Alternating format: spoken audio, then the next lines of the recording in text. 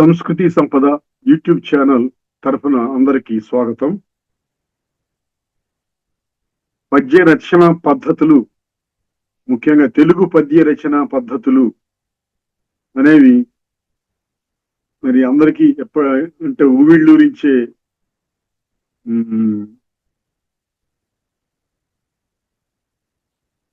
పేరుది. అంటే తెలుగు పద్యం రాయాలి అని చాలా మందికి చాలా కోరికలు ఉంటాయి. కాకపోతే చదువుకునేటప్పుడు అది దాని మీద పెద్ద శ్రద్ధ లేకపోతే ఏ కారణాల వల్ల వదిలేసి తర్వాత నేర్చుకోవడానికి అవకాశాలు దొరక్క ఉండే చాలా మందికి ఇది ఒక శిక్షణ లాగా ఉంటుందని ఉద్దేశంతో మరి సంస్కృతి సంపద ఇచ్చిన యూట్యూబ్ ఛానల్ ఏర్పాటు చేసింది. దీనికి వింజమూరి బాలమురళి గారు ఈ శిక్షణ ఇవ్వటానికి వారు అంగీకరించారు. వారు మహాపండితులు. వారు ఈ రోజు నుండి ప్రారంభిస్తారు. ఇది ప్రతి ఆదివారం ఇదే టైంకి మొదలవుతుంది. శ్రీ బాలమురళి గారికి స్వాగతం. కవిత్వం ఏ రకంగా ఉంటుంది, వాటి లక్షణాలు ఏంటి అనేవి తెలుసుకోవాలి అంటే ఛందస్సు తాలూకా రీతులు మనం ముఖ్యంగా తెలుసుకోవాల్సి ఉంటుంది.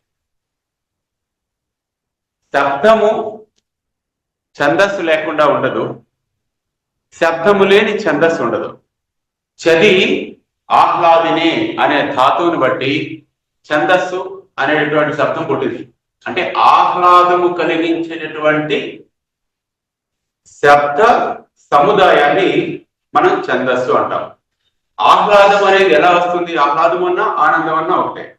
ఏదైనా ఒక వాక్యము రసాత్మకం కావాలి అంటే మనకి అది ఛందోబద్ధమై ఉండాలి. ఛందోబద్ధం కానిటువంటి వాక్యాలు మనకి రసాన్ని అందించలేవు. రసం అంటే ఆనందం కానీ, సంతోషం కానీ, ఆశ్చర్యం కానీ, అద్భుతం కానీ, ఇలా ఏదో ఒక రసాన్ని మనం మాట్లాడేటువంటి మాటల్లో వ్యక్తమవుతూ మనం వ్యక్తం చేస్తూ ఉంటాం. అదే పద్యంలో అయితే శబ్దం, శబ్ద వైచిత్రి, అర్థ వైచిత్రి, అలంకార విన్యాసము, అలాగే పదముల యొక్క ఓహళింపు, ఇవన్నీ కూడా మనకి పద్య రచనలో కనిపిస్తాయి. ఇంతటి విశిష్టమైనటువంటి పద్య రచన పద్ధతి అనేది ఛందోబద్ధమైనప్పుడు మరింత సౌందర్యవంతంగా సాహిత్యంలో వెలుగొందుతుంది అనడంలో ఎటువంటి సందేహం లేదు. అయితే పద్యము చదవడం, అర్థం చేసుకోవడం ఒక ఎత్తు అయితే, ఆ పద్యాన్ని కూర్చటం ఎలా, పద్యాన్ని రచించటం ఎలా అనేటువంటిది పెద్ద ప్రశ్న. పద్య రచనాభిలాషులు ఎవరైతే ఉన్నారో వాళ్ళందరికీ కూడా ముఖ్యంగా ఇదే సమస్య వస్తూ ఉంటుంది. ఛందస్సు అంటే ఏంటి, గణాలు అంటే ఏంటి, ఎత్తులు అంటే ఏమిటి, ప్రాసలు అంటే ఏంటి, వాటిలో మళ్ళీ అలంకారాలు ఏమిటి, నిషేధాలు ఏమిటి, ఇన్ని సమస్యలు అనేవి మనకు ఎదురవుతూ ఉంటాయి. ఒక్కసారి ప్రాథమిక అంశాలను కానీ చక్కగా అవగాహన మనం చేసేసుకుంటే మనం చాలా సులభంగా పద్యాలు రచించవచ్చు. ఎవరైనా పద్య రచించవచ్చు. దానికి భాష మనకి మాతృభాష కాబట్టి మనకు ఉన్నటువంటి పదజాలం ఏదైతే ఉందో, పద సంపద ఏదైతే మనకి వచ్చో, పుట్టినప్పటి నుంచి మనం నేర్చుకున్నామో, వ్యవహారంలో వాడుతున్నామో, ఆ పదాలు చాలు. పద్యము అనేది ఒక ప్రహేళిక లాంటిది. ప్రహేళిక అంటే పజిల్. ఆ ఒక పర్టిక్యులర్ ప్రత్యేకమైన మూసలో ప్రత్యేకమైనటువంటి గణాలతో కూడి ఉన్నటువంటి ఒక చట్రంలో పదాలని బిగించుట, ఇదే పద్య రచన. ముందు పదాలని ఛందోబద్ధంగా ఎలా మనం అమరుస్తాము అనే అమరికను నేర్చుకుంటే తర్వాత వాటికి శబ్ద వైచిత్రి, అలంకార వైచిత్రి, వ్యంగ్య వైభవం, ఇలాంటివన్నీ కూడా మనం పద్యానికి కూర్చోవచ్చు. అన్నిటికన్నా ముందు మనం తెలుసుకోవాల్సింది ఏమిటంటే, ఛందస్సులో లఘువులు, గురువులు, అక్షరములు ఏ రకంగా ఏర్పడతాయి, అక్షరాలని గురువులుగా, లఘువులుగా ఎలా గుర్తిస్తాం అనేది ముఖ్యంగా మనం తెలుసుకుందాం. ఇప్పుడు ఈ విషయాన్ని మనం చూస్తే అక్షరాలని గురువులు లఘువులుగా మనం గుర్తించేటప్పుడు ముఖ్యంగా గుర్తుపెట్టుకోవాల్సిన విషయం ఏమిటి అంటే ఏకమాత్రాక్షరాలు లేదా హ్రస్వాక్షరాలు లఘువులు అంటారు. ఇంతకీ లఘు అంటే ఏమిటండి? లఘు అంటే చిన్నది అని అర్థం. ఇక్కడ చూద్దాం, చూడండి, గురువు అనేది యు అనేటటువంటి సంకేతంతో చిహ్నంతో మనం గుర్తిస్తాం. లఘు అనే దాన్ని ఐ అనేటువంటి చిహ్నంతో గుర్తిస్తాం. ఐ యు అనేది రెండు ఇంగ్లీష్ అక్షరాలు కావు, కానీ ఆ రకంగా ఉన్నాయి. సులభంగా మీరు గుర్తించడానికి లఘువు అంటే చిన్నది, గురువు అంటే పెద్దది. ఇది సాధారణ అర్థం లఘువుకి గురువుకి. చిన్న అక్షరాలు వాటినే మనం ఏమంటాం ఇక్కడ హ్రస్వ అక్షరాలు అంటాం. హ్రస్వాక్షరాలు అంటే దీర్ఘములు లేని అక్షరాలు, అది మనం అర్థం చేసుకోవాలి. ఏ అక్షరానికైతే దీర్ఘం లేదో అది హ్రస్వం. మరి ఇంకో పదం కూడా వాడు మనం ఏకమాత్రాక్షరాలు అని. దీర్ఘాలు లేని అక్షరాలని ఏకమాత్రాక్షరాలు అంటారు. మాత్ర అనేది కాలాన్ని సూచించేటటువంటి పదం. ఏం కాలం అంటే ఒక రెప్పపాటు కాలం లేదా ఒక చిటిక వేసేటటువంటి కాలం. ఒక చిటిక వేయడానికి మనకి ఎంత సమయం పడుతుంది? ఒక రెప్పపాటు పడి లేవడానికి అది మన చేతిలో లేదు. ఒక రెప్పపాటు పడి పైకి లేవడానికి ఎంత సమయం పడుతుంది? అంత సమయంలో ఉచ్చరించేటటువంటి అక్షరము, దాన్ని మనం ఏమంటాం? లఘువు అంటాం. కాబట్టి ఇక్కడ ఏకమాత్ర అక్షరములు అంటే దీర్ఘములు లేని అక్షరాలు అని మనం సాధారణంగా అర్థం చేసుకుంటే సరిపోతుంది. ఆ, ఈ, క, ప ఉదాహరణకు మనం తీసుకున్నట్లయితే వేటికి కూడా దీర్ఘాలు లేవు. చూడండి, వీటిని దీర్ఘాలు లేని అక్షరాలు కాబట్టి హ్రస్వాక్షరాలు లేదా ఏకమాత్రాక్షరాలు అంటారు. ఇలా ఏకమాత్రాక్షరాలన్నీ కూడా లఘువులే. ఎక్కడ ఏ అక్షరానికి దీర్ఘం లేకపోయినా అది లఘువే. సరేనా? కానీ దీనిలో కూడా కొన్ని నియమాలు ఇంకా కొత్తగా మనం తెలుసుకోవాల్సి ఉన్నాయి. ఏమిటవి? రెండో అక్షరాలు, ఇది మొదటి ప్రాథమికమైనటువంటి గుర్తింపు. రెండో ప్రాథమికమైనటువంటి సూత్రం ఏమిటి అంటే ద్విమాత్రాక్షరములు లేదా దీర్ఘాక్షరాలు గురువులు. ద్విమాత్రలు లేదా దీర్ఘాక్షరాలు అంటే ఏ అక్షరాలకి దీర్ఘం ఉన్నదో ఆ అక్షరాలు గురువులు. అంటే దీర్ఘం ఉన్నటువంటి అక్షరాలు గురువులు అన్నమాట. ఉదాహరణకి కూడా ఇక్కడ మనం చూడండి, ఆ అనేది దీర్ఘాక్షరం, ఐ అనేది దీర్ఘాక్షరం, కా అనేది దీర్ఘాక్షరం, పా అనేది దీర్ఘాక్షరం. ఇక్కడ దీర్ఘం తీశారు కదా అని చెప్పేసి ఇప్పుడు ఆ అని రాస్తే ఆ అనకూడదు. ఎందుకు? దానికి ఆల్రెడీ ఇక్కడ మనకి ద్విమాత్రాక్షరములు అని దానికి కాలాన్ని నిర్దేశించారు. మాత్రలు, అంటే రెండు మాత్రలు అంటే రెప్పపాట్లు లేదా రెండు చిటికెలు. ఇలా రెండు చిటికెలు వేస్తే ఎంత సమయం పడుతుందో అంత సమయంలోనే దాన్ని ధరించాలి, మనం ఉచ్చరించాలి, పలకాలి. ఆ అనాలి అంతే. అప్పటికి రెండు రెప్పపాట్లు అయిపోతాయి. అంతేగాని ఆ అని దీర్ఘం తీశారు కదా అని సాగదీయకూడదు, అంతవరకే పలకాలి. ఇది ఆ, ఇది ఆ, అంతే. అది ద్విమాత్ర అంటే రెండు రెప్పపాట్ల కాలంలో, రెండు లెప్త కాలాలలో పలికేటటువంటి అక్షరాలు అన్నమాట. వాటిని దీర్ఘాక్షరములు అంటారు. తర్వాత లఘువులు ఏమిటో గురువులు ఏమిటో మనం తెలుసుకున్నాం. అంతేకాకుండా గురువులు అక్షరాలు వేరే రకంగా కూడా గుర్తించబడతాయి. ఇంకెలాగా అంటే ద్విత్వాక్షరాలు సంయుక్తాక్షరాలు అని మనకి మన వర్ణమాల ద్వారా మనం చేస్తాం. ద్విత్వాక్షరాలకి ముందున్న అక్షరాలు గురువులు. ఈ నియమం చూడండి, మీకు తెలిసే ఉంటుంది చాలా మందికి. ఇవేమి కొత్త ఏం కాదు. తెలిసిన దాన్ని మళ్ళీ మరోసారి చరవణం చేసుకోవడం, రివైజ్ చేసుకోవడం, పునశ్చరణ చేసుకోవడం, అదే మనం చెప్పుకుంటున్నాం. ద్విత్వాక్షరాలకు ముందున్న అక్షరాలు. ద్విత్వము అంటే ఏంటి? ఒక హల్లుకి అదే హల్లు పరమైతే వచ్చేటువంటి అక్షరం ద్విత్వాక్షరం. కా ప్లస్ కా ఇక్క, మా ప్లస్ మా ఇమ్మ, నా ప్లస్ నా ఇన్న, ఇవి ద్విత్వాక్షరాలు. మనకి ఇందులో మరి ఎలా ఉపయోగపడతాయంటే ద్విత్వాక్షరాలకు ముందున్న అక్షరాలు గురువులు అని ఈ సూత్రం మనం చెప్తారు. ఇక్కడ ఉదాహరణ మనం చూద్దాం, దాని ప్రకారం అర్థం చేసుకుంటే సరిపోతుంది. పువ్వు అని మనం రాసాం అనుకోండి, వా కింద వా ద్విత్వము, దానికి ముందున్నటువంటి పు అనేటటువంటి అక్షరము ఏకమాత్ర అక్షరం, దానికి దీర్ఘం లేదు కదా, లఘు అవ్వాలి కదా. కానీ అది లఘువు కాదు. ఎందుకు లఘువు కాదండి అంటే వా కింద వా అనేటువంటి ఇక్కడ ద్విత్వానికి ముందు ఉన్నది కనుక దీని ప్రభావం వల్ల అది స్వయంగా దీర్ఘం లేని అక్షరమే అయినా అది గురువు అవుతుంది. ద్విత్వాక్షరానికి ముందు ఇక్కడ అక్క చూడండి, కా కింద కా ద్విత్వాక్షరం కదా, ఆ అనేది ఇక్కడ ఏం చేసాం మనం లఘువుగా గుర్తించాం. కానీ ఆ దానికదే స్వతంత్రంగా లఘువు, కానీ ద్విత్వాక్షరానికి ముందు ఉండడం వల్ల దీని ప్రభావం వల్ల అది గురువు అవుతుంది అనమాట. మరి ఈ ద్విత్వాక్షరం ఏమవుతుందండి, ఈ వా గాని ఈ కా గాని అంటే దానికి దీర్ఘం ఉందా లేదా అది మనం ప్రశ్నించుకోవాలి. కా కింద కాకి దీర్ఘం ఉందా లేదు కదా, కాబట్టి కా కింద కాకి దీర్ఘం లేదు కనుక అది హ్రస్వమే, అది లఘువే. అదే దానికి దీర్ఘం ఉందనుకోండి, అక్క అని రాసాం అనుకోండి, అమ్మ అని రాసాం అనుకోండి, దానికి దీర్ఘం ఉంటే అది కూడా గురువు. దీర్ఘం లేదు కనుక అది లఘువు, దీర్ఘం లేకపోయినా ద్విత్వాక్షరానికి ముందుంది కాబట్టి ఆ అనేది గురువు. ఇది ద్విత్వాక్షరానికి ముందున్న అక్షరాలు గురువులు అనే నియమానికి మనం అర్థం చేసుకోవాల్సినటువంటి విషయం. తర్వాత 4వ సూత్రం ఏమిటంటే సంయుక్తాక్షరాలకు ముందున్న అక్షరాలు గురువులు. ఇప్పుడు ద్విత్వాక్షరాలు అంటే ఏమిటి తెలుసుకున్నాం, సంయుక్తాక్షరాలు అంటే ఏమిటి తెలుసుకున్నాం.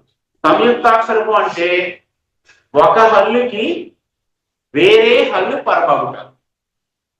ద్విత్వం అంటే ఏం చెప్పుకున్నాం, ఒక హల్లుకి అదే హల్లు పరమగుట, కా ప్లస్ కా, పా ప్లస్ పా, మా ప్లస్ మా, అది ద్విత్వం. సంయుక్తం అంటే ఏమిటి, ఒక హల్లుకి ఆ అక్షరం కాకుండా వేరే హల్లు పరమవడం. ఉదాహరణ చూద్దాం, చూడండి ఇక్కడ శక్తి అని ఒక పదం తీసుకున్నాం అనుకోండి.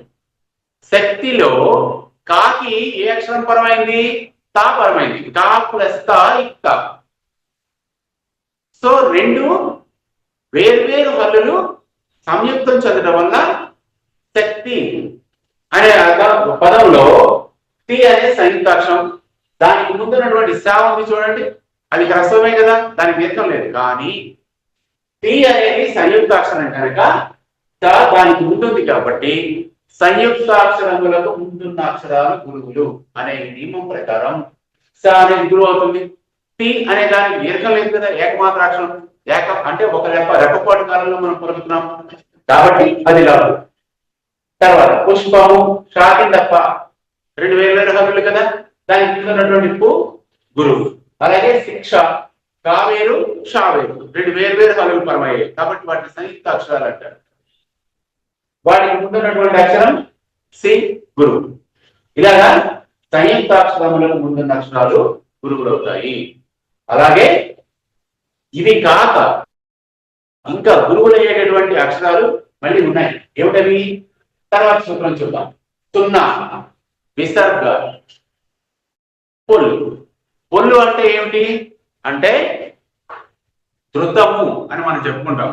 నకారపు పొల్లు, ఇన్ అనే దాన్ని పొల్లు అంటారు. పొల్లు అంటే అవసరమైతే వాడుకునేది, ఒళ్ళనిచో సురిగిపోవునది అంటారు చెన్నైశ్వరి గారు. అంటే మనకు అవసరం ఉంటే వాడుకుంటాం, లేకపోతే వదిలేస్తాం.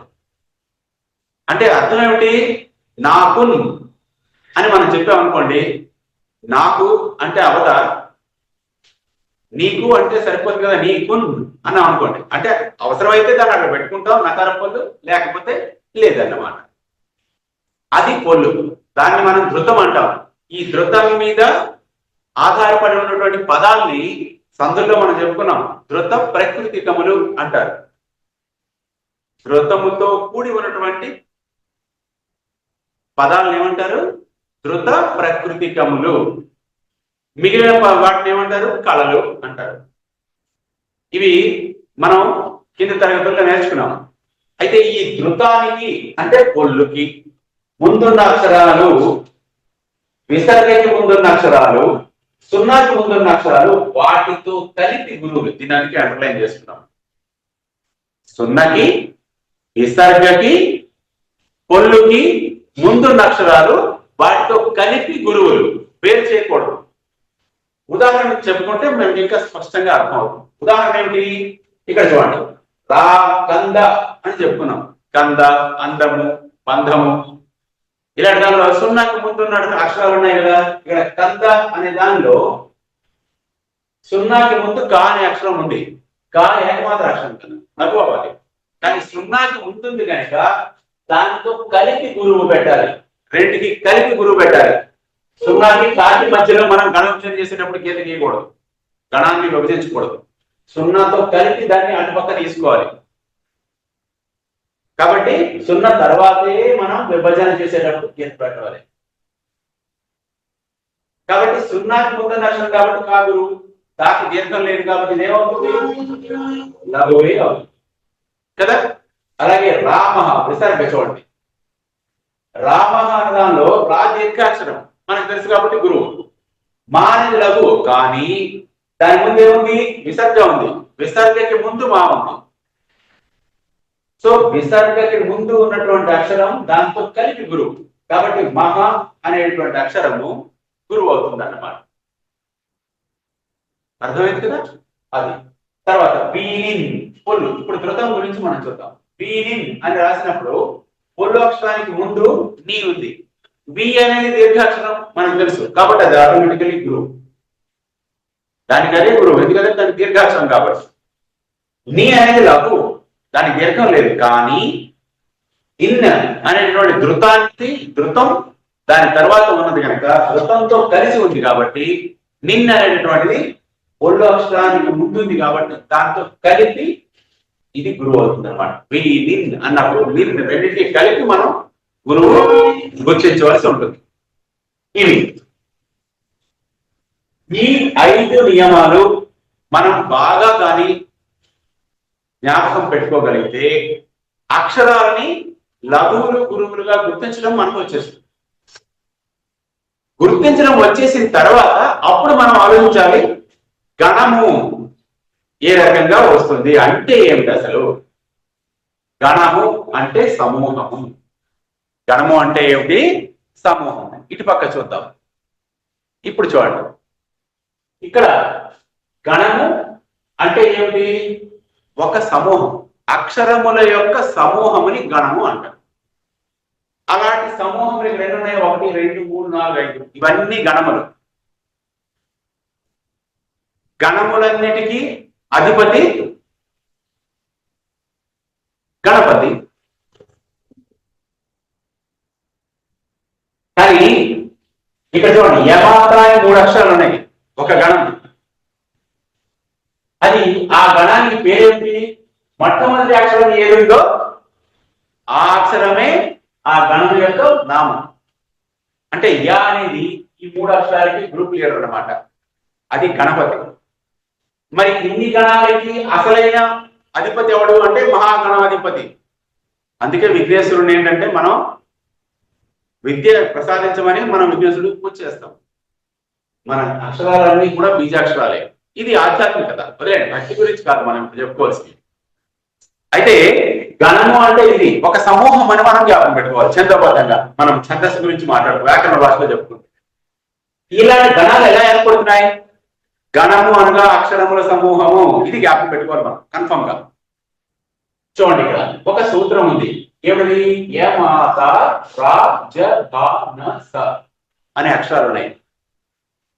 ఈ అక్షరాలని ఇలా చక్రం రూపంలో మనం వేసుకున్నట్లయితే వీటిని మూడేసి గణాలుగా విభజిస్తే ఒక్కొక్క గణం మన ఇక్కడ పక్కన రాసుకున్న గణాలు ఏర్పడతాయి అనమాట. యా నుంచి ఆరంభించాలి. యా మాత ఇక్కడ రాశాను చూడండి, యా మాత అనేటువంటి దానిలో యా అనే దీర్ఘాక్షరమా హ్రస్వాక్షరమా, హ్రస్వాక్షరం కదా, కాబట్టి ఇది లఘు. ఇక్కడ అందుకే లఘు పెట్టాలి. మా అనే దీర్ఘాక్షరం కాబట్టి గురువు, తా అనే దీర్ఘాక్షరం కదా గురువు. కాబట్టి యమాత అనే దానికి అక్షర సంకేతం ఏమిటి అంటే లఘువు గురువు గురువు అనేటటువంటి సంకేతాలు 3 ఉంటే అది త్రియక్షర గణము. 3 అంటే 3 అక్షరములతో కూడినటువంటి గణం. ఇవన్నీ కూడా 3 అక్షరాలతో కూడుకున్నటువంటి గణాలు. 3 అక్షరాలే ఉంటాయండి గణాలు అంటే ఏకమాత్ర అక్షరాలు, ఏకమాత్ర గణాలు. ఇక్కడ చూడండి, గా అనేది గురువు, మ స జ స త త గ అనే దానిలో గా ఒకటే గణం.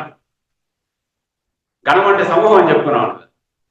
కాబట్టి గా అనేది సమూహం ఎలా అయింది, కానీ అది గురువు అంతే.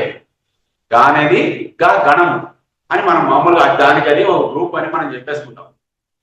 అంటే విభజన చేసాం, అది ఆ సమూహంలో అది ఒకటే ఉంది, అలా అర్థం చేసుకుంటాం. తర్వాత ఇంకా గురువు లఘువు ఉన్నాయనుకోండి, ఇది 2 అక్షరాల గణం, దాన్ని ఏమంటాం? వాగణము అంటాం.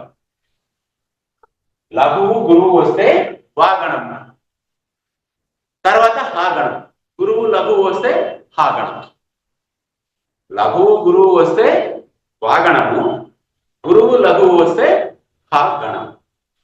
ఇవి మనం జ్ఞాపకం పెట్టుకుంటే ఇప్పుడు ఈ విభజన మనం తెలుస్తుంది చూడండి. ఇక్కడ యమాత యగణము, మాతార మగణము, తారాజ తగణము, రాజ భ రగణము, అలాగే జ భ న జగణము, భ న స భగణము, న స య నగణము, స య మా సగణము. ఇక్కడ వచ్చేటప్పుడు చూడండి, స య మా లఘువు, స లఘువు, యా లఘువు, మా అనేది దీర్ఘాక్షరం కనుక గురువు, లఘువు లఘువు గురువు సగణము అవుతుంది. దీనికి సూత్రాలు ఉన్నాయి, ఆది గురువు, అంత్య గురువు, మధ్య గురువు, ఇలా. అయితే ఈ చక్రం మనం వేసుకొని గణ విభజన మనం సులభంగా చేసుకోవచ్చు, వాటిని కంఠస్థ పెట్టక్కర్ లేకుండానే గణాలను మనం వర్తించుకోవచ్చు. ఇవి గణములు. ఈ గణాలను ఆధారంగా చేసుకొని మనం పద్యాలలో సమూహాల్ని గణాలని మనం గుర్తించవచ్చు. ఒక పద్యం తరగ పాదం ఉందనుకోండి, పద్య పాదంలో ఎన్నెన్ని గణాలు ఉన్నాయి అనేది మనం గుర్తించవచ్చు. ఉదాహరణకు ఒక పద్యం తీసుకున్నాం అనుకోండి, మనకి అనవిన వేటు పడ్డ విరగాంగన కైబడి నేయోయి భగ్గున దరిగొన్న హుతాసన కీలేనంగా మీకు నరకాసురవతలో ఉంది. సత్యభామ యొక్క కోపాన్ని వర్ణిస్తూ చెప్పినటువంటి పద్యం. అనవిన వేటు పడ్డ యురగాంగన కైబడి అని పద్యం మొత్తంలో ఒక పాదం అని ఒక లైన్. గణాలు ఎలా విభజిస్తాం అంటే 3 గణాలు విభజించుకుంటే చివరికి 2 అక్షరాలు మిగిలితే 2 అక్షరాలు గణం చేసుకోవాలి, బా అయితే బా చేసుకోవాలి, హా అయితే హా చేసుకోవాలి. ఒక్క అక్షరం మిగిలితే గురువు లేదా లఘువు చేసుకోవాలి. అంటే ఒక పద్య పాదంలో మనం వృత్త పద్యం ఇప్పుడు నేను చెప్పాను కాబట్టి వృత్త పద్యాల్లో 3 గణాలు ఉంటాయి. అయితే గణాలు రకాలు ఎన్ని? ఇంతవరకు గణాలు ఎన్నెన్ని అక్షరాలతో ఏర్పడతాయని మనం చెప్పుకున్నాం. అంటే ఒక్కొక్క అక్షరంతో ఏర్పడే గణాలు ఉన్నాయి, 2 అక్షరాలతో ఏర్పడేటువంటి గణాలు ఉన్నాయి, 3 అక్షరాలతో ఏర్పడినటువంటి గణాలు ఉన్నాయి. మామూలు భాషలో చెప్తున్నాను, అంటే చాలా సింప్లిఫై చేసి, మరి కఠినమైన పదాలకు పోకుండా. అంటే ఇప్పుడు 3 అక్షరాలేనండి, అంతకన్నా ఎక్కువ గణాలు ఉండవా? ఉంటాయి. ఉంటే అవి ఏమిటవుతాయి అంటే గణాలలో రకాలేంటి అది మనకి తెలియాలి. గణాలు ఎన్ని రకాలు అంటే ఇంద్రగణాలు, సూర్యగణాలు, చంద్రగణాలు అని గణాలు 3 రకాలు. వాటి గురించి తెలుసుకుందాం. చూడండి,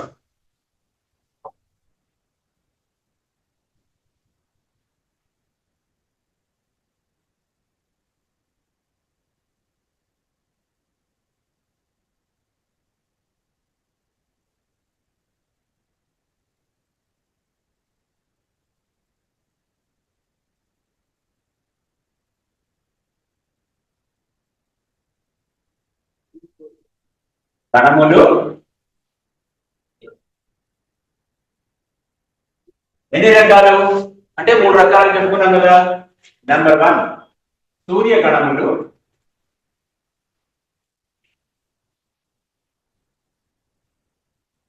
సూర్యగణములు అని పెట్టింటారు. నెంబర్ 1 హ గణము. ఆ గణము అంటే గురువులకు ఇక్కడ రాసుకున్నాం కదా, దాన్ని సూర్యగణము అంటారు. అలాగే నెంబర్ 2 నా గణము.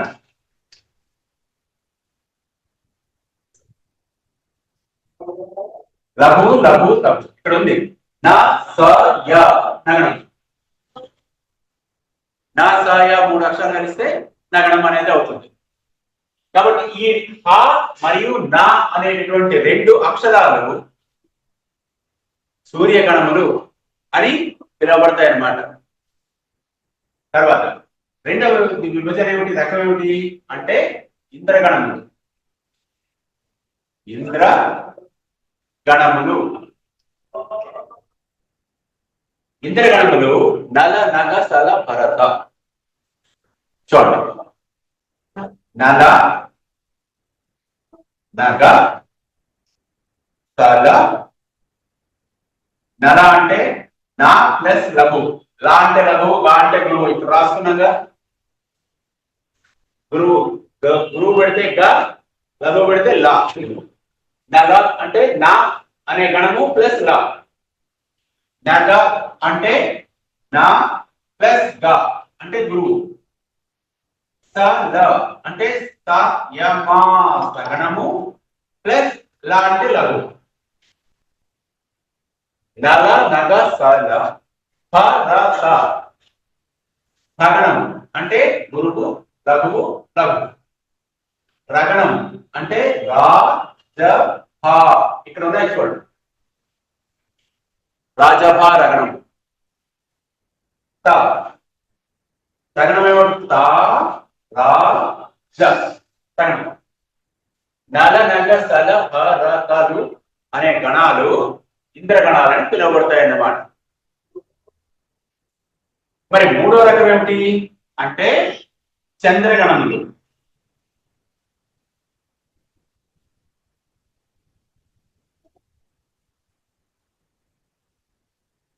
చంద్రగణములు అవి కూడా బల, రగ ఇలా మనం చెప్పుకోవచ్చు. వాటి గురించి ఇక్కడ మనం ప్రస్తుతానికి మనం చర్చించట్లేదు, ఎందుకంటే వాటి ఉపయోగం ఆయా పద్యాలు వచ్చినప్పుడు అప్పుడు మళ్ళీ ప్రత్యేకంగా చెప్పుకుందాం.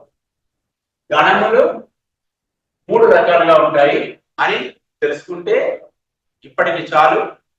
సూర్యగణములు, ఇంద్రగణములు ఉంటాయి, చంద్రగణములు కూడా ఉంటాయి.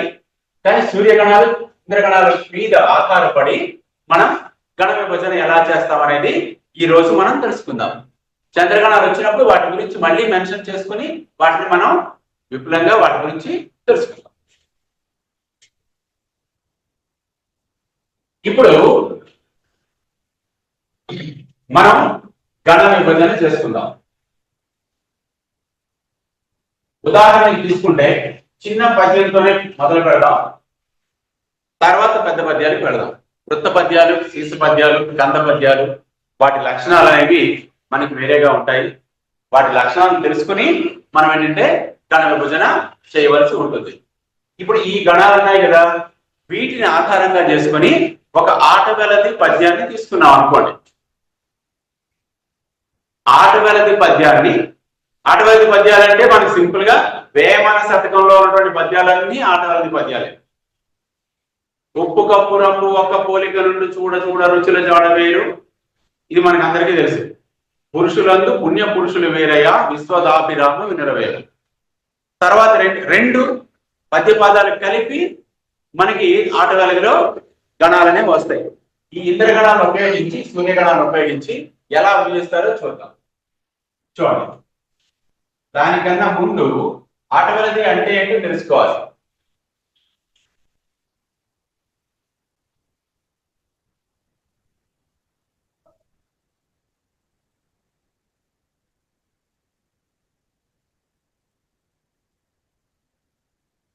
ఆటవెలదిలో గణాలు ఎలా ఉంటాయి అంటే ఇందులో 2 పద్య పాదాలు ఉంటాయి. 2 పద్యం మొత్తం పద్యంలో ఎన్ని పాదాలు ఉంటాయి? 4 పాదాలు ఉంటాయి. 4 పాదాల్లో ఆటవెలది 2 పాదాలు అంటే 1, 2 పాదాలు, 3, 4 పాదాలు మనం విభజించవలసి ఉంటుంది. ఆ పద్యం ఏ జాతికి చెందినదో తెలియాలంటే. పరీక్షలో మనకి ఇస్తే ఆటవెలది ఆ అని రాసి అక్కడ ఇవ్వడం, 2 లైన్లు ఇచ్చిస్తారు అంతే. వాటిని గణ విభజన చేసి మనం అది ఏ పద్యపాదమో చెప్పాల్సి ఉంటుంది. అందువల్ల ఆటవెలదికి 2 పద్యపాదాలు మనం తీసుకోవాలి. అంటే ఎలా ఉంటుంది, మొత్తం 4 పద్యపాదాలని, ఆటవెలది పాదాలు 4 కదా, 4లో 1వ పాదము 3వ పాదము ఒకే గణాన్ని కలిగి ఉంటాయి. 2వ పాదము 4వ పాదము ఒకే రకమైన గణాలని కలిగి ఉంటాయి అన్నమాట. ఇది సూత్రం. ఎలా చెప్పుకోవచ్చు? ఆటవెలదికి ఇనగణ త్రయంపు ఇంద్రద్వయంపు హంస పంచకంపు ఆటవెలది. ఒక లైన్ లో ఇన గణ త్రయము అంటే సూర్యగణాలు 3. మీకు సింపుల్ గా ఇస్తాను నేను, చూడండి. 3 సూర్యగణములు సుగా ప్లస్ 3 సూర్యగణాలు ప్లస్ ఇంద్రద్వయం 2 ఇంద్రగణాలు. ఇది ఒకటో లైన్, ఒకటవ పద్య పాదం. తెలుగులో చెప్పుకుంటే, ఇంగ్లీష్ లో కాకుండా. పద్య పాదం మనకి ఇచ్చిన దానిలో ఒకటవ పాదం అన్నమాట. ఒకటవ మొదటి పాదంలో 3 సూర్యగణాలు 2 ఇంద్రగణాలు ఉంటాయి. రెండవ పాదంలో ఏముంటాయి? హంస పంచకంబు ఆటవెలది అంటే 5 సూర్యగణాలు ఉంటాయి.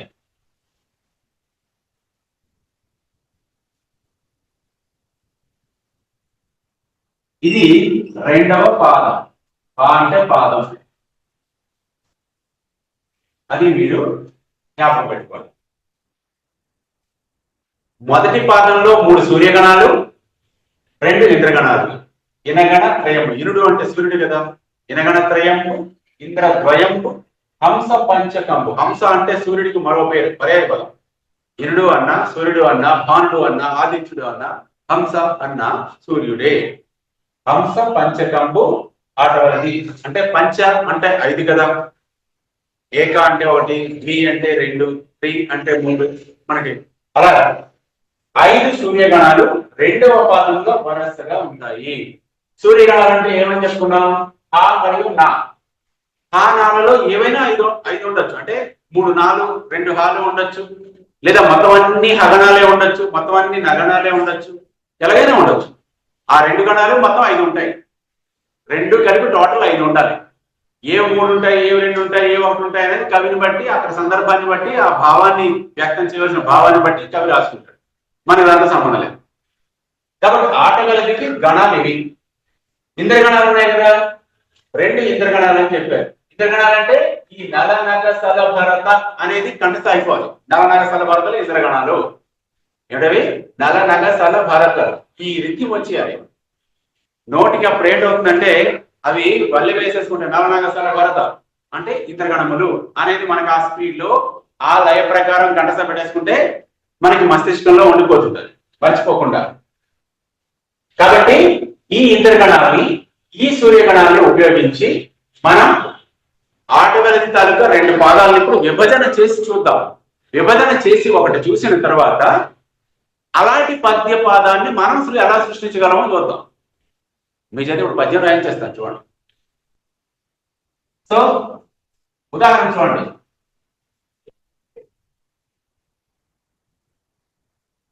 ఉదాహరణకి వీటి అవసరం లేదు కాబట్టి ఇక్కడ చెప్పేద్దాం. ఉదాహరణ ఇక్కడ చేసుకుందాం.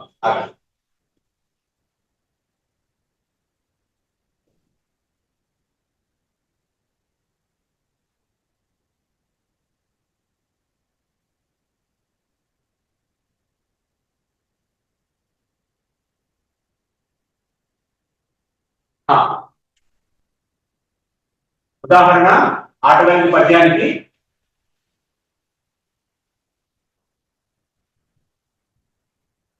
పురుషులందు పుణ్య పురుషులు వేరయా.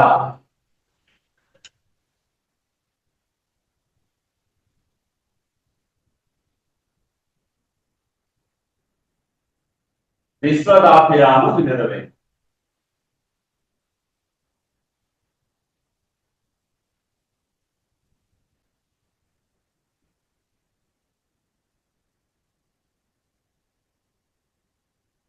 ఇవి ఆటవెలది పద్యం యొక్క 2 పాదాలు. ఇప్పుడు మనకి ఏమిటి జ్ఞాపకం కావాలి? మనం ఏవి లఘువులు, ఏవి గురువులు అనే దానికి 5 నియమాలు మనం చెప్పుకున్నాం కదా. ఆ 5 నియమాలు మన మైండ్ లో ఉండాలి ఖచ్చితంగా. ఒక్కొక్క అక్షరాన్ని మనం గురువులు లఘువులుగా ముందు గుర్తిద్దాం. పురుషుల అనే దానిలో ఊకి దీర్ఘం ఉందా? లేదు, కాబట్టి లఘు. రూకి దీర్ఘం ఉందా? లేదు, కాబట్టి లఘు. షుకి దీర్ఘం ఉందా? లేదు, కాబట్టి లఘు. లం, సున్నాకి ముందున్న అక్షరములు దానితో కలిపి గురువులు అని మనం జ్ఞాపకం రావాలి. కాబట్టి ఈ లం అనేటటువంటి అక్షరము రెండుకి కలిపి మధ్యలో గురువు పెట్టుకుంటాం. వాటిని మర్చిపోకూడదు. మధ్యలో ఎందుకు పెట్టడం అంటే మనం పొరపాటు ఇక్కడ చేస్తే లాకి సున్నాకి మధ్యలో ఏదో పెట్టేసాం అనుకోండి, గణం అలా చేస్తే కుదరదు. మనం మొత్తం గణ విభజన తప్పు అయిపోతుంది. టు దీర్ఘం లేదు కాబట్టి లఘు. పు అనేది ఏకమాత్రాక్షరమే అంటే లఘువే, కానీ దాని పక్కన చూడండి ఏముందో అనా కింద యా ఉంది. ఒక హల్లుకి వేరే హల్లు పరమైతే అటువంటి అక్షరాలు ఏమంటారు? సంయుక్త అక్షరాలు అంటారు. కాబట్టి సంయుక్తాక్షరాలకి ముందున్న అక్షరాలు గురువులు. ఇన్యా అనేది సంయుక్తాక్షరం కనుక దానికి ముందున్న అక్షరం ఇది గురువు అవుతుంది. జ్ఞాన దీర్ఘం ఉందా? లేదు కదా, కనుక ఇది లఘు. పురుషులు అనే దానిలో ఇది లఘువే, రు లఘువే, షు లఘువే, నువ్వు కూడా లఘువే. వేరయ అనే దానిలో వే అనేది గురువు, రా దీర్ఘం లేదు కాబట్టి లఘువు, యా అనేది దీర్ఘాక్షరం కాబట్టి. ఇప్పుడు ఒక పాదాన్ని మనం గణ విభజన చేసాం. ఇందులో ఇతర గణాలు ఏవి, సూర్యగణాలు ఏవి అనేది మనం తెలుసుకోవాలి. గుర్తించాలంటే ఏం చేయాలి? ఒకటవ పాదంలో ఇది జ్ఞాపకం పెట్టుకోవాలి. ఒకటవ పాదంలో మనకు వచ్చే గణాలు 3 సూర్యగణాలు వస్తాయి, 2 ఇతర గణాలు వస్తాయి. అంటే హా 4 3 వస్తాయి. ఇక్కడ చూడండి లఘువు లఘువు లఘువు. ఇది విభజన చేస్తే ఇదే గణం, ఇది నా గణం. గురువులకు హా గణం. ఇక్కడ గణాన్ని బట్టి మనం విభజించుకోవాలి. మళ్ళీ గురువులకు హా గణం. ఒక నా హ హ 3 సూర్యగణాలు ఈ సూత్రం ప్రకారం వచ్చాయా? ఇనగణ త్రయంబు, ఇంద్ర ద్వయంబు, 2 ఇంద్రగణాలు వస్తాయి. వీటి మళ్ళీ ఇక్కడ 3 లఘువులు ఉన్నాయి కదా, ఇక్కడికి వేయకూడదు, మొత్తం పద్యం పోతుంది. ఈ సూత్రం జ్ఞాపకం పెట్టుకోవాలి. 3 సూర్యగణాలు, 2 ఇంద్రగణాలు, వాటి వల్లది మొదటి పాదానికి వస్తాయి. అది జ్ఞాపకం పెట్టుకోవాలన్నమాట. కాబట్టి 2 ఇంద్రగణాలు అంటే ఇంద్రగణాలు ఏంటి? నలనగసాలు కలుగుతాయి కదా, అక్కడ 4 లఘువులు ఉన్నాయి కదా, కాబట్టి అది నల. నా స య అనేటువంటి అక్షరాలతో ఏర్పడినటువంటి నగణం. కాబట్టి నా ఇక్కడ లఘువు ఉంది కాబట్టి నల అనేది కూడా తీసాం మనం. అక్కడికి దాన్ని విభజించుకున్నాం. తర్వాత గురువు లఘువు గురువు ఉంది. గురువు లఘువు గురువు ఇంద్రగణాల్లో ఎక్కడ వచ్చింది? గురువు లఘువు గురువు రా. నలనగసర భర్తల్లో రా అనే గణం గురువు లఘువు గురువు అనే సంకేతాన్ని కలిగి ఉంది. కాబట్టి ఇక్కడ ఇది రా గణం. చూడండి, నా మరియు లా అనేవి 2 ఇంద్రగణాలు, నా హ అనేవి 3 సూర్యగణాలు. అంటే మొదటి పాదంలో 3 సూర్యగణాలు, 2 ఇంద్రగణాలు చక్కగా వచ్చేసాయి. అంటే వేమనికి ఛందస్సు బాగా తెలుసు అనమాట. మనకే తెలియదు, ఆయన తెలియకపోవడం పద్యం ఎలా రాశారు అందువల్ల. తర్వాత ఇక్కడ విశ్వదాకిరామ మునిరమ, దీన్ని వివరిస్తారు. ఇది 2వ లైన్ కదా, 2వ లైన్ లో ఏమిటి రావాలి? 5 సూర్యగణాలు వరుసగా రావాలి. ఆ 4లో ఏదైనా రావచ్చు. ముందు విభజించి తర్వాత ఏది వస్తుందో చూద్దాం. విశ్వ అనే సాకిందవా ఏ అక్షరం అని?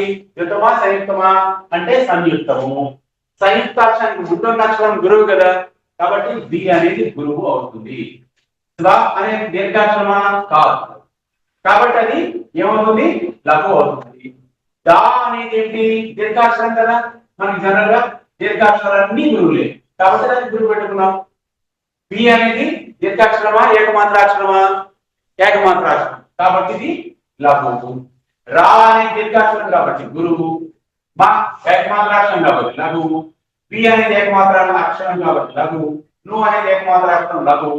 రా అనేది లఘువు. వే అనేది దీర్ఘాక్షరం కనుక గురువు. మా అనేది మళ్ళీ లఘు. ఇప్పుడు వీటిని ఎలా విభజిస్తామండి అంటే మళ్ళీ సూత్రానికి రావాలి. 5 సూర్యగణాలు రావాలి. సూర్యగణాలు అంటే ఆ లేదా నా, హగణము లేదా నగణము అనేవి మనం ఇక్కడ గుర్తించవలసి ఉంటుంది. గురువుతో ప్రారంభమైన గురువు లఘువు కదా, కాబట్టి ఇది ఒక లఘువు. తర్వాత మళ్ళీ గురువుతో ప్రారంభమైంది కాబట్టి గురువు లఘువు విభజించుకుని ఇది ఒక హగణము. మళ్ళీ గురువులకు ఉన్నాయి, ఇది హగణము. తర్వాత ఏమిటి విధుర అనేది దానిలో 3 లఘువులు ఉన్నాయి కాబట్టి ఇది నా గణము. మళ్ళీ గురువులకు ఉన్నారు కాబట్టి ఇది ఆ గణము. చూడండి ఆ నా హ అనేవి 5 వరుసగా సూర్యగణాలు వచ్చాయి రెండో పాదం. కాబట్టి 3 సూర్యగణాలు 2 ఇంద్రగణాలు మొదటి పాదంలోని, వరుసగా 5 సూర్యగణాలు రెండవ పాదంలోని వచ్చినట్లయితే ఆ పద్య పాదం అనేది ఆ 2 పాదాలు ఆటవెలది పద్యానికి చెందుతాయి అని మనం చెప్పుకోవచ్చు అన్నమాట. ఇప్పుడు వీటిని మనం ఎలా కుదించాలండి? ఒక దీర్ఘాక్షరం చూడండి, 3 సూర్యగణాలు కదా, లఘు లఘు లఘు, గురువు లఘు గురువు లఘు గురువు లఘు, పదాలను ఇరికించాలి. పదాలు ఎలా ఎలా మనం ఇరికిస్తాం? ఇప్పుడు ఇదే మూసలో మనం పద్యం రాయాలనుకోండి, ఎలా రాస్తాం? ఇది ఒక స్ట్రక్చర్, మనకి ఒక మౌల్డ్. అది ఆ మౌల్డ్ లో మనం ఏం చేయాలి? ద్రవం పోయాలి. పోస్తే కొవ్వొత్తి కరిగించి పోసాం అనుకోండి, ఆ మౌల్డ్ కరెక్ట్ గా బొమ్మ వచ్చేస్తుంది. ఇప్పుడు ఇదే గణాలు ఉపయోగించి మనం వేరే పదాన్ని కానీ అక్కడ జోడించామనుకోండి, పద్యం తయారైపోతుంది. ప్రయత్నిద్దాం. ఇప్పుడు చూడండి, లఘువు లఘువు లఘువు. కాబట్టి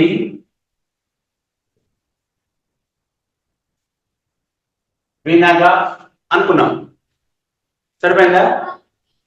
నగనం వచ్చేసింది. కానీ ఇక్కడ పదానికి అర్థం ఉండాలిగా, పద్యం రాసేటప్పుడు అర్థం కావాలి. రెండోది హగణం, మూడోది హగణం, నాలుగో గణం నర రగణం. తర్వాత వినగా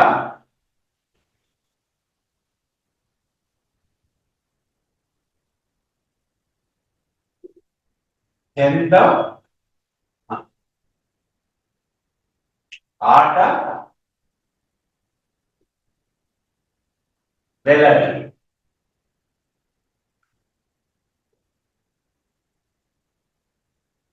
కానీ అలా మోల్డ్ అయిపోయింది, మారిపోయింది. అర్థానికి ఇలా మార్చేసుకుంటామంటే ఇలా చేయొచ్చు.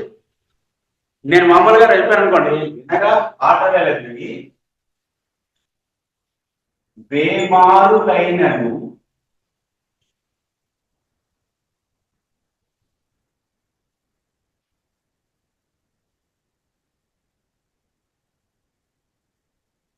వింత గొల్పుచుండు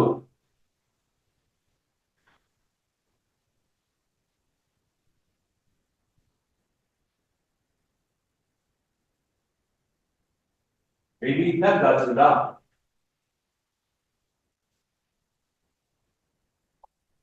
పద్యాలు వచ్చు కాబట్టి రాసేసాం, కానీ ఈ మూసలో మనం ఎక్కించలేదు, మౌల్డ్ మారిపోయింది. అంటే పద్యం మనం ఏం చేసాం? పద్యం సొంతంగా రాసేసాం, కానీ ఈ మౌల్డ్ లో ఎక్కించలేదు. అది కూడా చెప్తాం, దాని గురించి చూద్దాం. అయితే ఇది సరిపోయిందా అండి?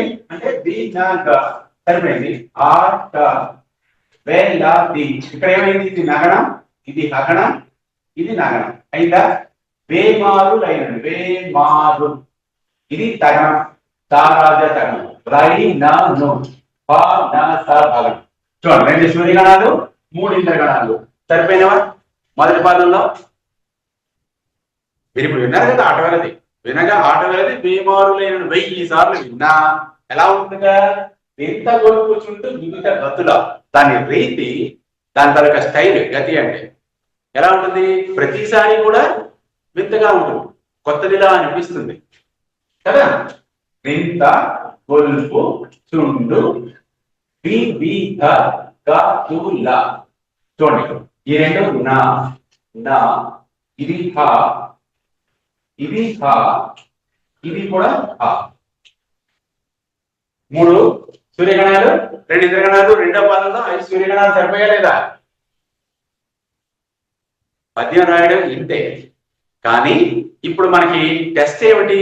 నాకు టెస్ట్. ఈ మోడల్లో మనం పద్యం రాయాలి.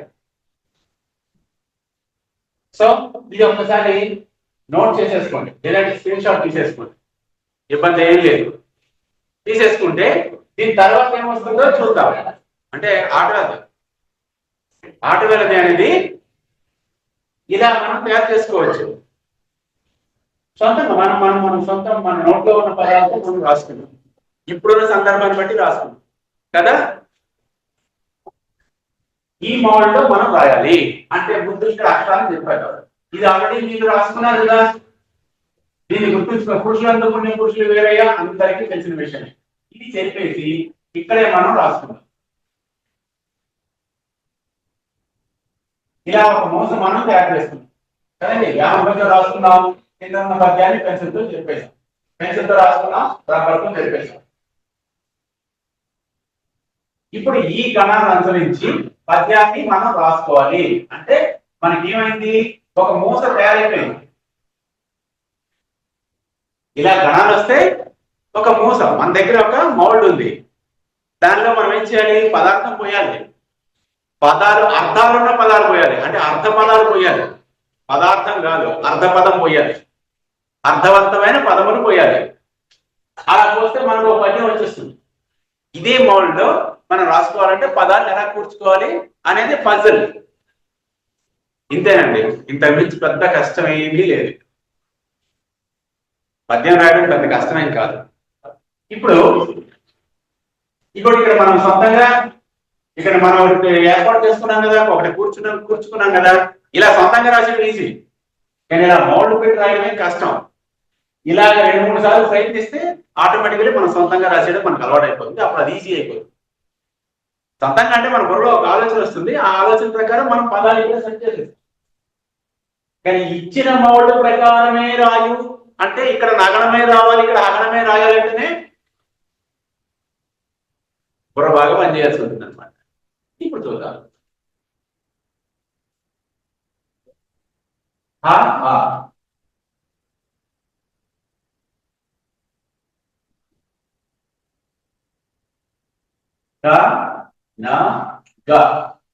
పదాలు రావాలండి. పదాలు స్పష్టం, చాలా పదాలకు అర్థాలు తెలిసి ఉండాలి. మనకు తెలుసు చాలా పదాలు, మీకు అన్ని చాలా పదాలు తెలుసు, కానీ వాటిని యాడ్ చేస్తారు. కనగా అంటే అర్థం ఏమిటి, చూడగా, పరిశీలించగా అని అర్థం కదా. కనగా ఆటలందు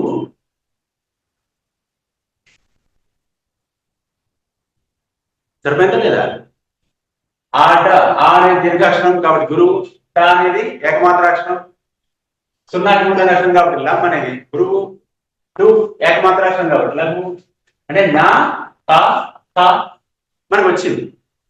కనుక ఆటలందు, చూడగా, ఆటల్లో. తర్వాత ఏమిటంటాం, ఆటల్లో ఏమిటి చూస్తాం మనం, ఏమిటి చూస్తాం అనేది మీ తాలూకా ఊహాశక్తిని బట్టి, మీ తాలూకా చమత్కారాన్ని బట్టి ఉంటుంది. కానీ ఇక్కడ ఏమిటి రావాలి, 3 లఘువులు రావాలి, అది ముఖ్యం. 3 అక్షరాలు లఘువులే రావాలి. ఈ మూసలో మనం ఇరికించాలి.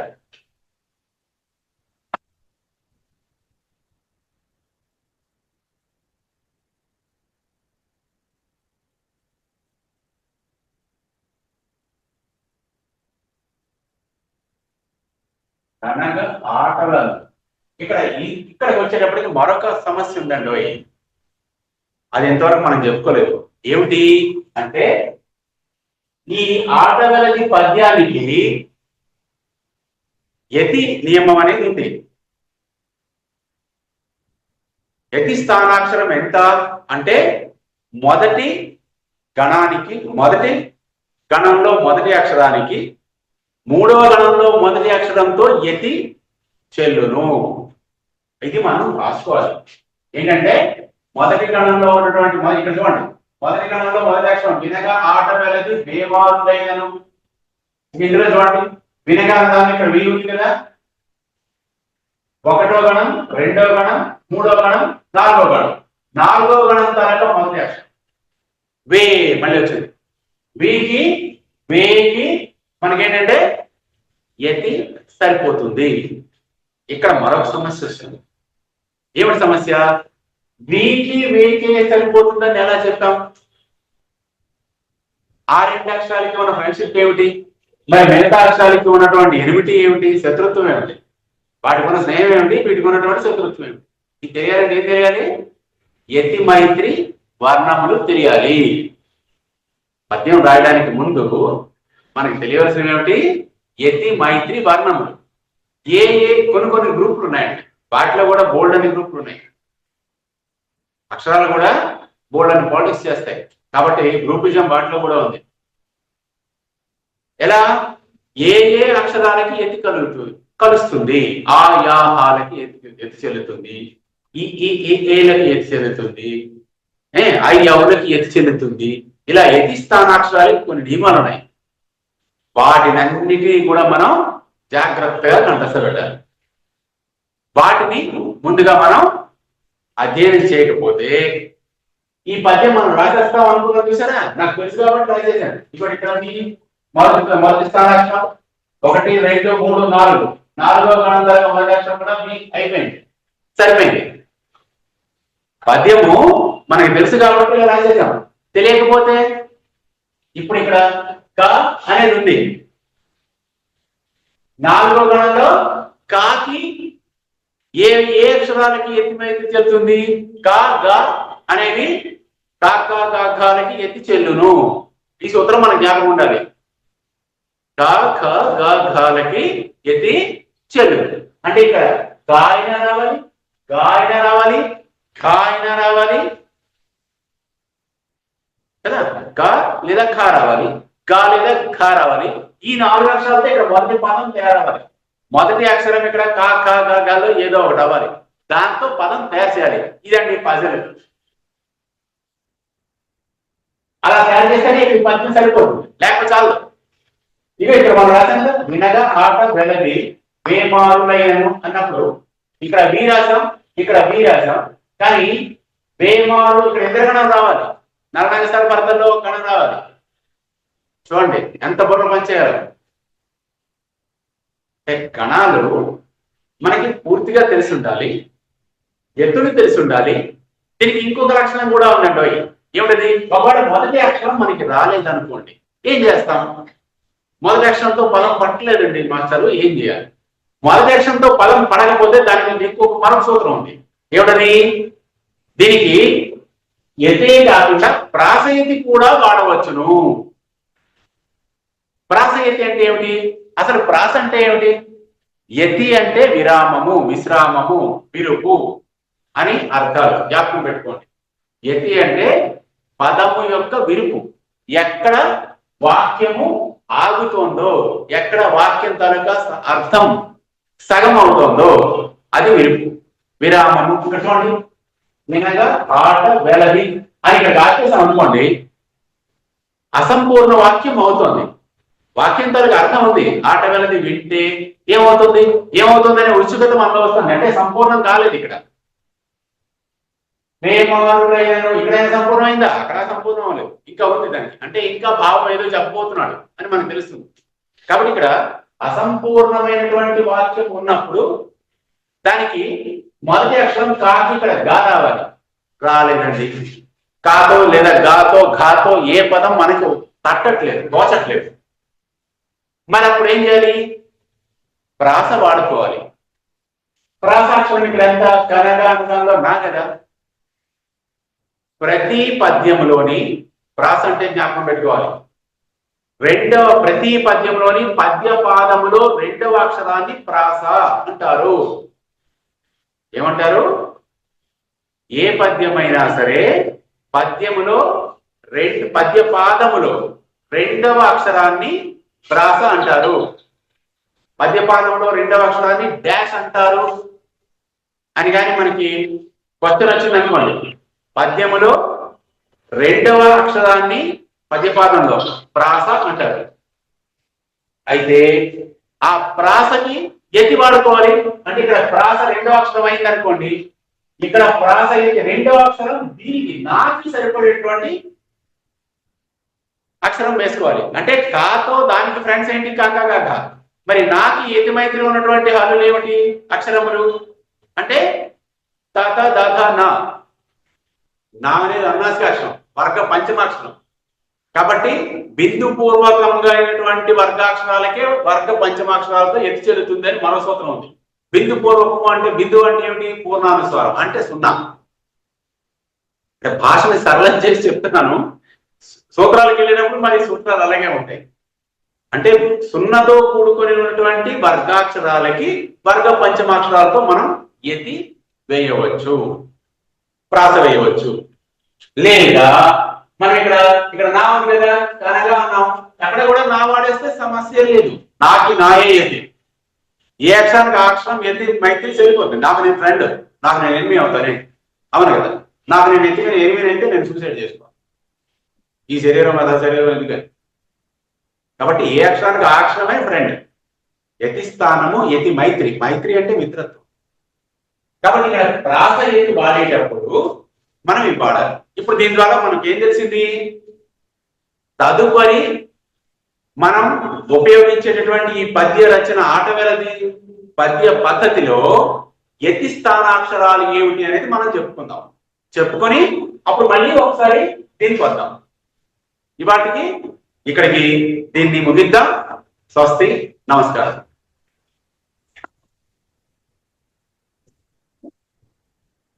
తెలుగు పద్య రచనా పద్ధతులను చక్కగా వివరించిన శ్రీ విజయమూరి బాలమురళి గారికి ధన్యవాదాలు.